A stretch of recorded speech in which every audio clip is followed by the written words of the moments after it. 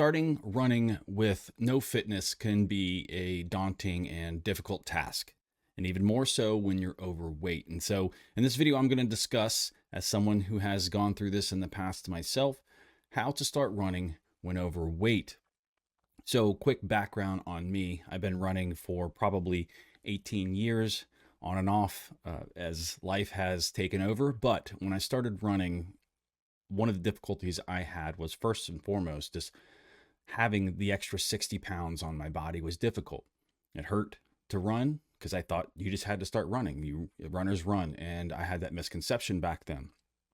And one of the things I had to overcome was being self-conscious. So when I first started running, I refused to go outside and run. I didn't want to be the guy that was kind of slogging down the sidewalk, or, God forbid, being seen walking, because I was trying to be a runner, right? And that was, again, the misconception. So I had my treadmill in my garage before this basement was finished, and I had this bad boy back here. But I would run in the garage, just mostly because I was ashamed to go out in the streets and run, and I couldn't run 5 minutes. I got to the point where I could run 5 minutes, then 10 minutes, and then, a 5K, and then, things progressed from there. And now fast forward all these years later, I've been running ultra marathons and finished my first 100-mile race. So this is something that can be overcome, but there's steps you need to take and things that I learned over my trial and error that can help you if you're overweight now and you're trying to become a runner, or you're just trying to be more active, which is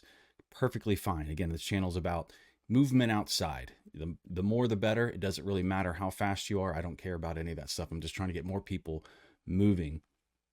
So starting off is difficult because, your body's not used to it. The forces that you're now applying on it are going to make you sore. You're going to be more tired. You're going to be more hungry. And so that causes several things. You're going to think you're injured. You're not going to feel like moving because you're sore, and you're going to be more hungry. And then you may see, and if you're not controlling the hunger, you may see some actual weight gain because of that. You may see some weight gain because of water weight, or your body dealing with kind of putting on new muscle. There's lots of factors at the beginning that can be discouraging. And I went through this with my wife this summer. She was looking to become more healthy and lose weight, lose the baby weight and things like that. And she doesn't necessarily want to become a runner, but she definitely wanted to be more consistent and more disciplined in her activities per day. So she started walking back in May of last year. And she's lost, 36, 38 pounds. And it was discipline that got her there. It was consistency. I really started to walk with her. We do power walking. And where I live, it is very, very hilly. So run wasn't always necessary because she doesn't want to actually become a runner. But, that's not something she is avoiding. It's just not the main goal. So the main goal was being active. So the hills were super important. Power hiking, and then trying to push the distance and push the speed in power hiking. And that's been quite successful for her. But essentially, you're wanting to get that heart rate up. So what I was trying to get for her is her heart rate up, getting above her baseline, getting out there, sweating, getting moving, and really feeling the benefits, the endorphins, and all of the positive things your body starts to feel once you get over those kind of initial sores and things that kind of happen when you're starting off. Your fascia, your muscle, your ligaments, your ankles, hips, knees could possibly feel a certain way. Getting in a good shoe so that your body is not overcompensating for a poor shoe. You definitely don't want to have an improper shoe or a crushed out shoe, because you will feel that. And I see that quite often with people who come to me and ask me questions about why their knee hurts or why their hip hurts, and I ask them how old are your running shoes, and they're always like, from 2013. And I'm like, well, you probably need to replace your shoe. And staying strong mentally through those beginning, weeks is super important. My wife was really discouraged over the first month because she didn't see a lot of progress. And while progress was happening, she wasn't seeing it. So it was really trying to convince her, like, look, stick with it. This is a time thing. You need to put in the time. It's not going to happen overnight. And you may see some backsliding here and there if you're just paying attention to weight. Now, I suggest looking at more metrics than weight, measuring things, checking your energy. Weight is one of those things. Changing your diet somewhat to make sure you're not overeating, making sure you're replacing calories burned with something that is healthy, and not just going straight to high carb after, because that's the tendency is to go to things that are like comfort food, and once you feel like you need to reward yourself, and you could replace the energy or the food with kind of bad food instead of healthier options. So listen to your body. So at the beginning, it will be difficult, especially if you've been a runner or an athlete before. You're going to think that you're supposed to do a certain thing. Like, I'm supposed to run a 6-minute mile, or I have to run because that's what runners do. Runners don't walk. And that's complete nonsense. So you got to get over that. Again, I always say, put the ego aside and just get moving. Just be consistent and understand where you are. It's okay. Don't worry about what you think other people are thinking, because nobody cares what you're doing out there at all. People see you walking, run walking, power hiking. It doesn't matter. People don't care. And it doesn't matter if they did care. So just do what you need to do with your consistency. So what I suggest is at least 3 days a week, at least 3 or more. My wife was walking every single day. And again, you would, have your days off, your rest days. It would just be a lighter day or a shorter day.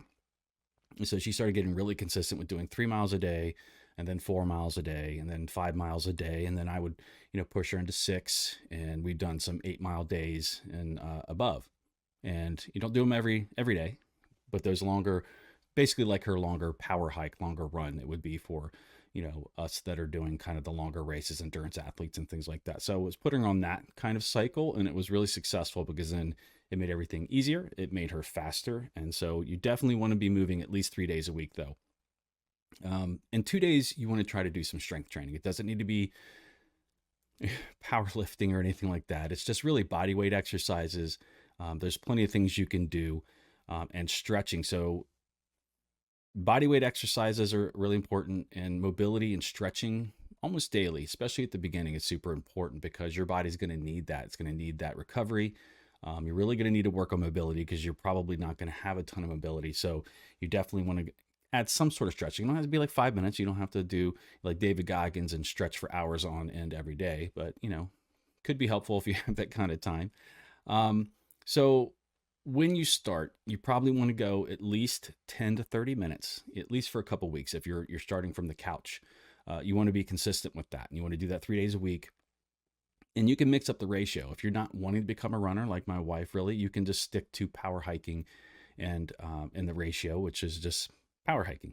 There's no ratio at all. But if you're wanting to get to running, you want to get to the point where you're, power hiking for 3 to 5 minutes, and then running for 20 seconds lightly, or 30 seconds. And you want to do that off and on for the entire time, that you're out there moving. If you're doing 30 minutes, you just kind of do that over and over again. If you're in a really hilly place, you may not be able to do that as much. So just power hiking the hills will kind of replace that running part of it, because it will raise your heart rate up. And so you could just leverage, if you're in a hilly area, just leverage that. If you're in a flatter area, it's probably good to mix in some light running. You don't want to overdo it. We're not doing sprints yet. We're not doing intervals. So you don't want to do that, especially at the beginning. As you progress months down the line, you can add that stuff in. As you progress, you want to increase the total time and adjust that ratio, just to make sure that you're continuously improving. Your body will adapt. Our bodies are really good at adapting to doing the same thing all of the time. So go ahead, and you're going to have to do this by feel. We're all starting from a different place, depending on how overweight you are, depending on how active you've been in the past or active now. You may be in a better place to do a little bit more.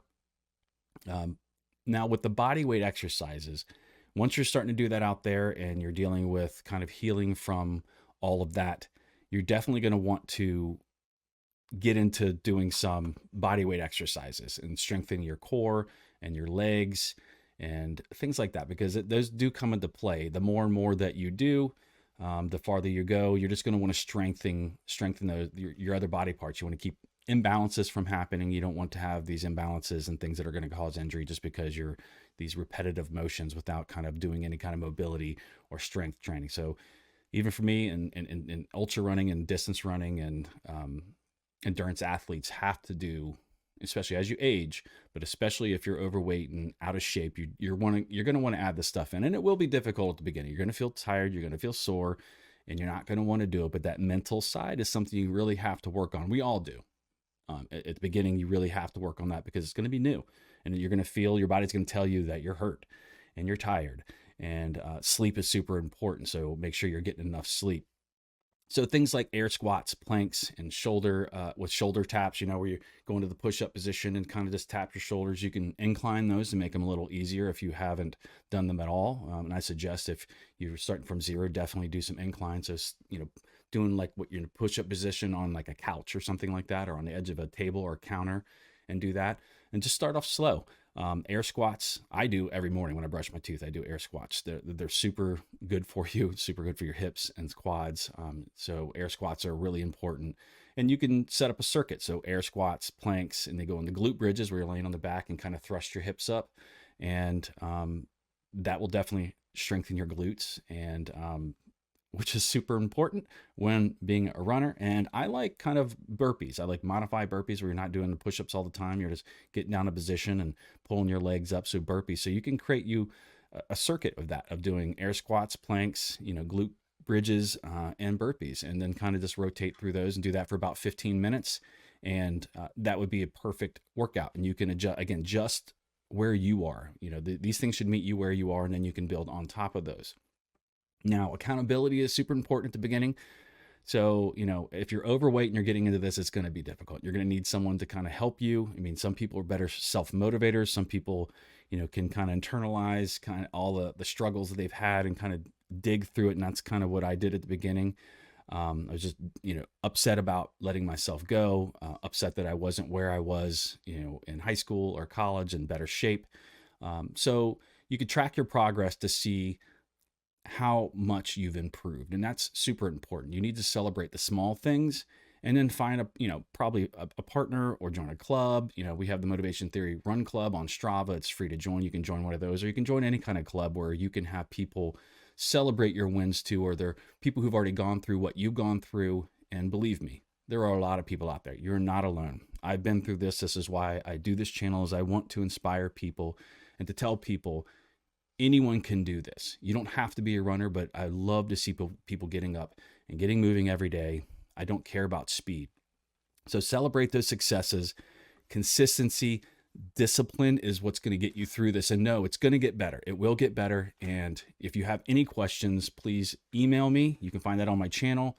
Please make a comment down below. You can ask me any questions and I will answer those. Thanks for watching. I'll see you in the next video.